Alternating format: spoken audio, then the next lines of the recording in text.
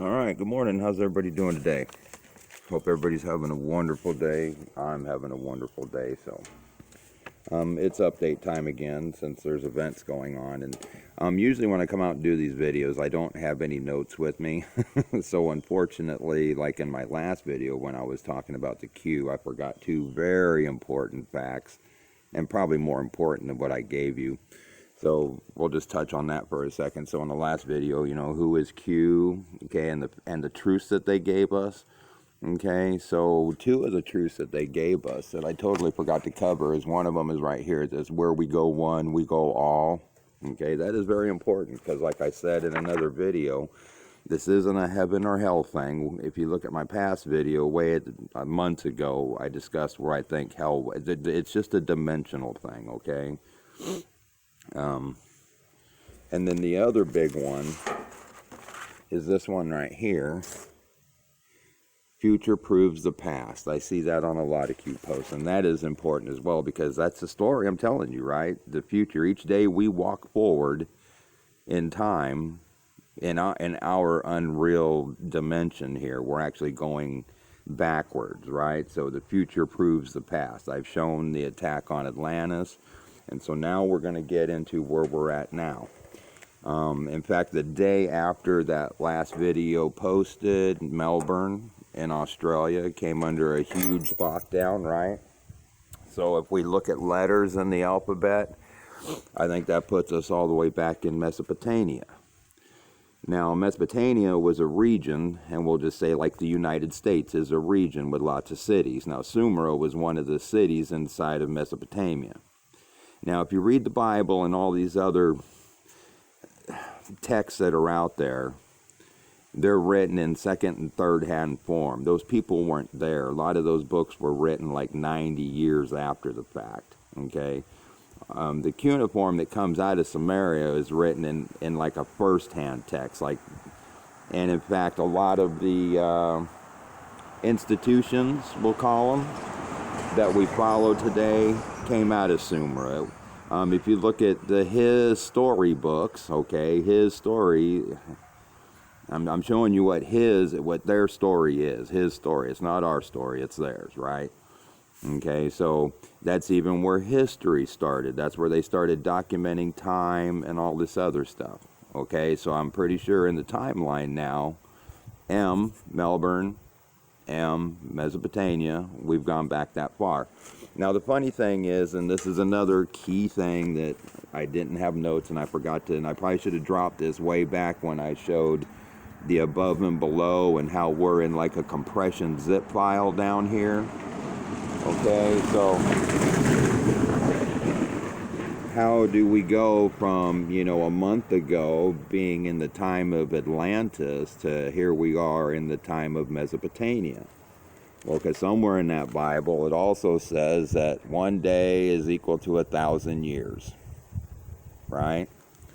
Now it's about 1,000 years. So one day, one 24-hour cycle that we live here in our unreal time is 24 hours. But in reality, it could be, 1,000 years backwards in the past. It could be 750 years. It could even be 1,200. It says it's like 1,000 years.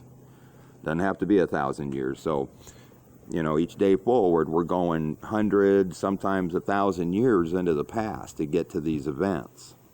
Okay? And so, here's another thing just to ponder. Okay, so the original timeline. Okay, so, we're out here. We have Mesopotamia under attack. You have Atlantis under attack. And then you have the human beings under attack, and we showed all that, and the original Crusades right here and the Crusades were nothing more than infected mankind going against real man. Okay, we weren't fighting the aliens, we were siding with them. Okay, so, and if we continue this out further, I'm going to go back to where I lived in the 80s, okay, way back here, because I just want to prove a point. Okay, so another thing that came out of the Q post was human trafficking. We discussed this. And let me tell you, human trafficking nowadays is a huge thing. It's in all the news, is it not? I mean, it's all over, right? Back here. In the 80s, did they talk about it much? No, in fact, for the 70s and the 80s, all you got was like a milk carton with a couple of kids, the drip feed, hey, we got kids that are missing. That's because in real life, when we went this way originally, that's what was happening. Again, I'm going to refer to the movies, alien abductions and all this. They've been studying us for years, right? How did that happen? Mankind trafficking. Through all this, it was heavy. They were coming down here, picking up people, analyzing them, figuring out how to get to us. And when they figured it out, it was the full-on assault right here. But up in here, just people were missing left and right. Human trafficking, a big issue today. People missing left and right. I'm telling you, it's all symbology. Okay? And that doesn't mean it's not real. It's just like, the false flags that people talk about, school shootings and all this. Were they real? Were they not real? You had crises actors. They're putting timestamps down. Okay? For all the humans that are being trafficked and all the damn people that are missing on the planet right now, supposedly, why is there just a couple in the news? That Gabby girl and her boyfriend, right? I'm pretty sure if you take her name, GP, and his name was Brian something or other, those letters are probably significant to events in the past.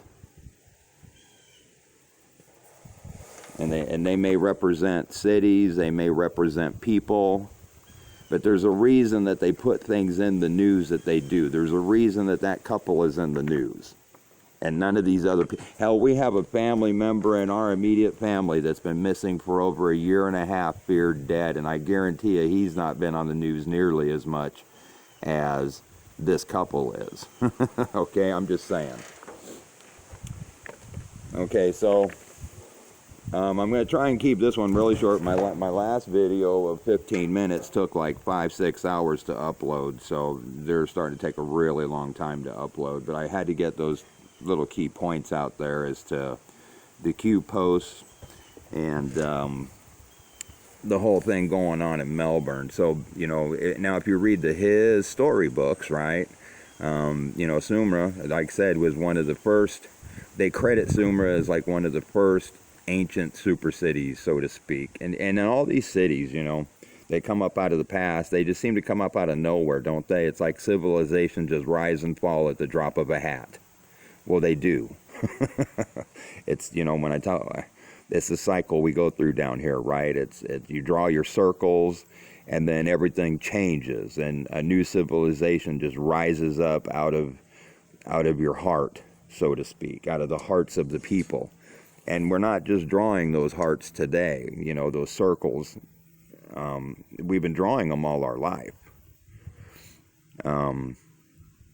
And that's just how it is. I mean, now the funny thing is I've even had people ask me, so if the war was already won, why are we taking the time to revisit everything going backwards? Why couldn't they just erase it all and put us back?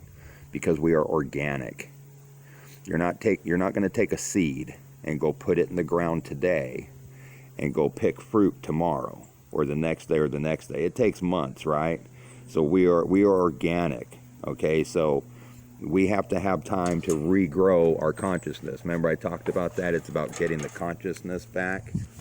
And that's where I think comes the talk about young souls and old souls. I've had people tell me that I'm an old soul. It is what it is. I don't claim anything. I'm just me. But I think the difference between young souls and old souls, quite honestly, is in real time when we were marching down this timeline and man turned on each other right here.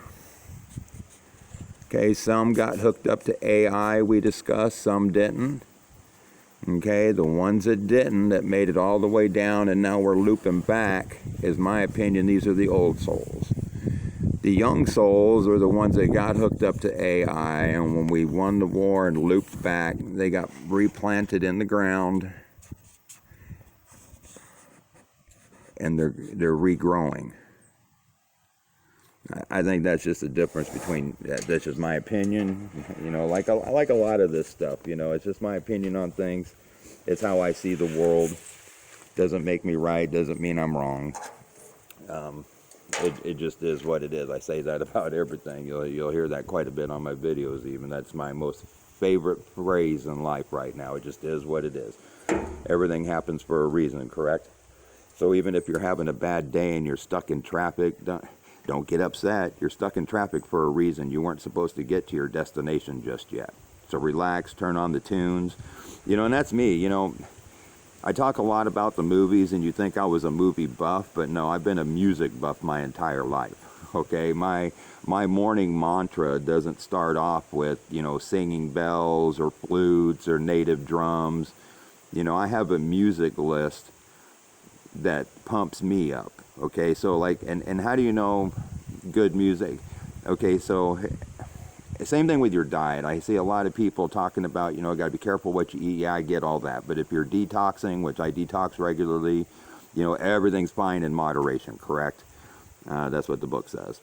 So, you know, just don't overdo anything. Be conscious. That's what this is about, is growing the consciousness back. So make conscious decisions about what goes in your body. But it's not so much about what goes in your body, okay?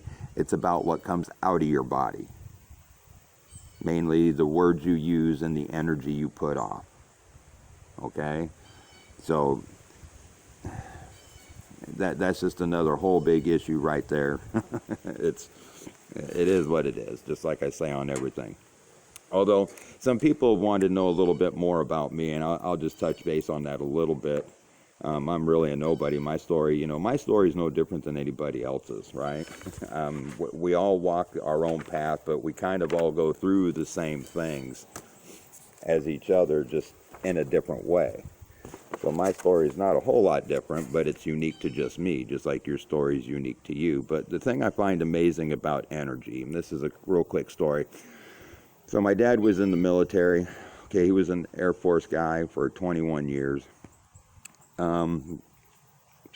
When he met my mom, they were on Cape Cod. Okay, so I was actually born Cape Cod, Massachusetts,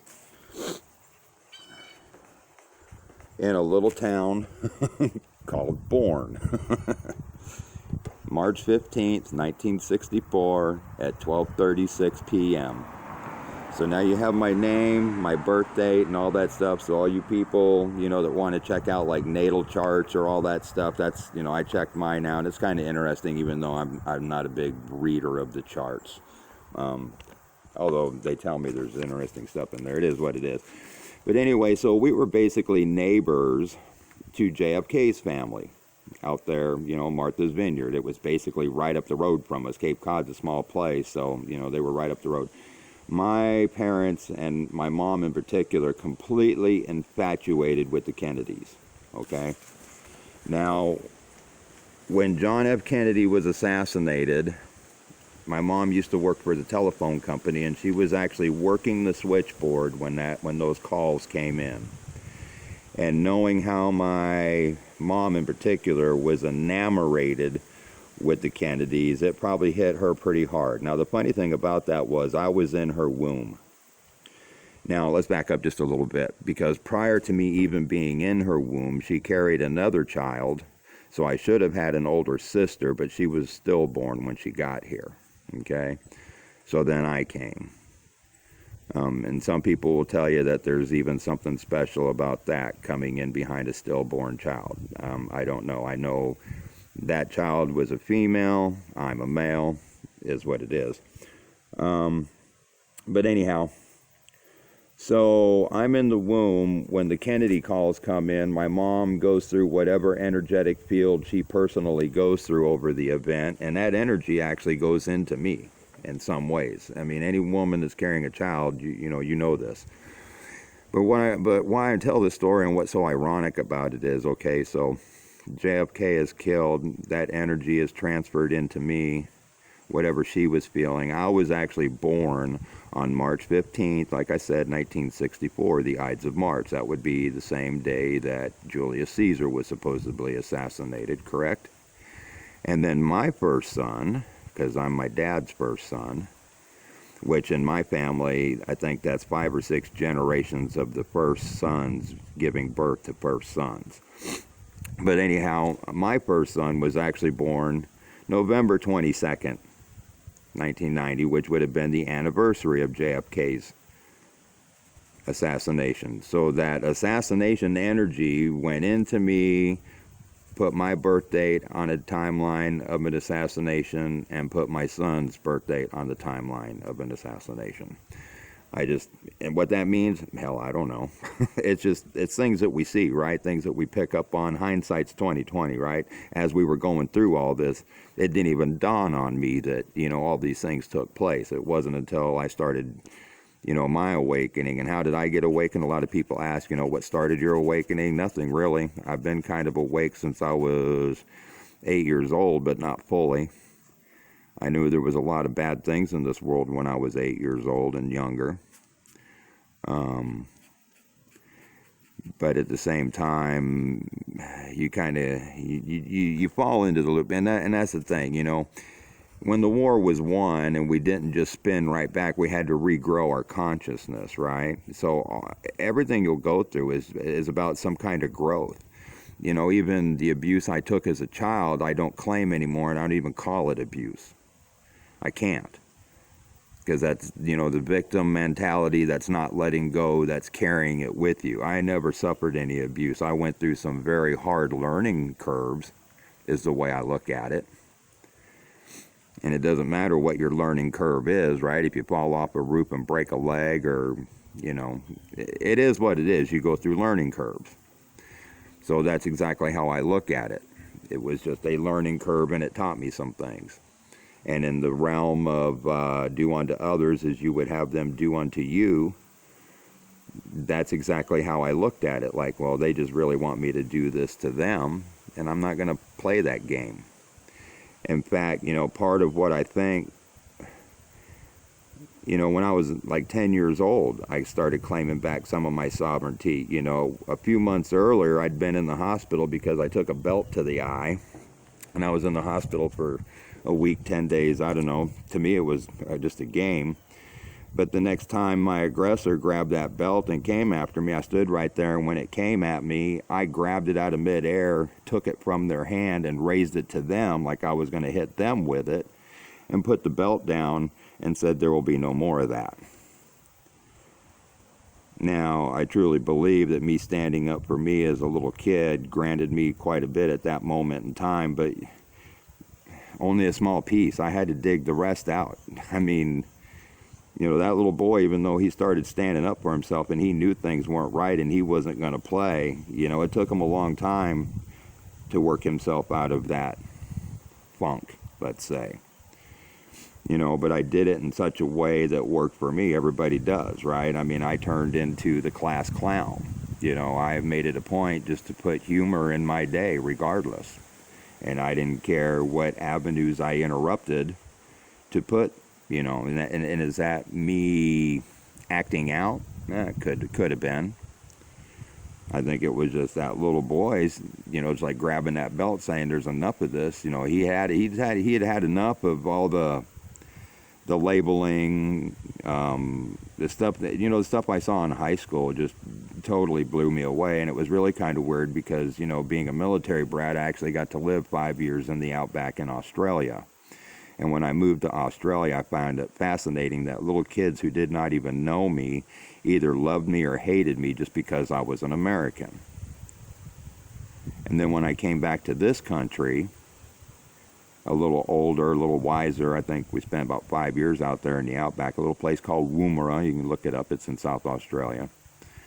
When I came back to this country, it amazed me even further. It wasn't about whether I was an American or not anymore because I was back in America. It was because black or white. I mean, it was, or Hispanic. I mean, it was, the things I saw as a little kid and scratched my head over, just kind of blew me away, and they stayed with me my whole life. So, my awakening process really didn't start any differently than my normal day. I mean, my normal day, I'm at the lake, just like you see here, and I was watching the sun go down, and the message came to me that running out of time.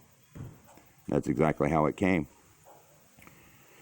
And for me, I thought that was a personal message, you know, so I'm going to the doctors thinking maybe I've got cancer or something and my body's trying to let me know. And according to doctors, I had a perfect bill of health.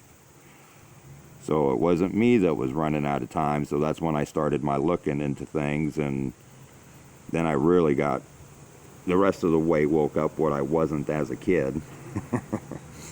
But, you know, so that's just a little bit about me.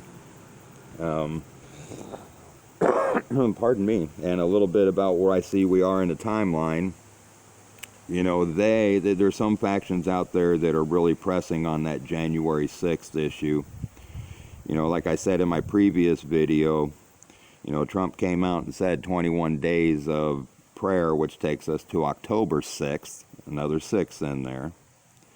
And there's something about October. You know, a lot of these things will tell you, you know, even the people that are preaching that we're moving from 3D to 5D and all this other stuff, you know, one thing that, again, holds common, you got to look for the commonality in all these things, is you have to trust yourself. When you go inside, you just have to trust yourself. And everything that I've put on video, everything that started my walk, everything has come from inside, and I have to trust myself on this. Now, if October comes and goes and we get into November and we haven't flipped, then, you know, hey, I'll eat some crow. I'm good with that. You know, it's not about being right or wrong. It's about being authentic and walking your walk and, you know, standing up for what you believe in. And the stuff that I see, I can't unsee. You know, I can't just pretend, you know, I didn't study all this stuff and learn it, and now it means nothing. I see it playing out. It is what it is. So, the way I see it, we don't have too much to endure. You know, that's why all these mandates are, you know, coming down really hard. Oh, you got to have this vax by November here and November there and the end of October. I mean, everything's, you see it all gearing up. It's that big push I told you was going to happen the closer we get to the end, because they want you in fear. Fear is easy to control. And it also, we talked about your vibration. Everything is about how you vibrate. So if you're living in fear in any way whatsoever, you're not vibrating at your full capacity. And that's what they want, is to limit your capacity of vibration. So don't let them win it. Just you keep your vibration high regardless. You know, it doesn't matter. Remember, everything happens for a reason, even a bad day. Bad days are going to happen. You know, my mom used to tell me all the time that I was the only person she knew that could fall face down in a pile of crap and come up smelling like a rose. And even right there, it's just a matter of perspective, because my next question to her was, when did you ever see me fall down face first in a pile of crap? I don't think I ever did. People think I do. It's just life. If you have a downer, you turn it into an upper. I mean, that's just how we've always done it. It's overcoming. In fact, that's one of my morning anthem songs. Is the title is Overcome. It's by the band Creed. And within the first 2 minutes of that song, it talks about, you know, what we once were is buried and gone. Because they know, he knows. I think that's about all I have for the day. I'm going to go jump in the Matrix and play and try to put smiles on people's faces and keep their vibration high. That's all we can do right now, right? So y'all have a great day. Stay positive and go turn some frowns upside down. Love you all. Bye-bye.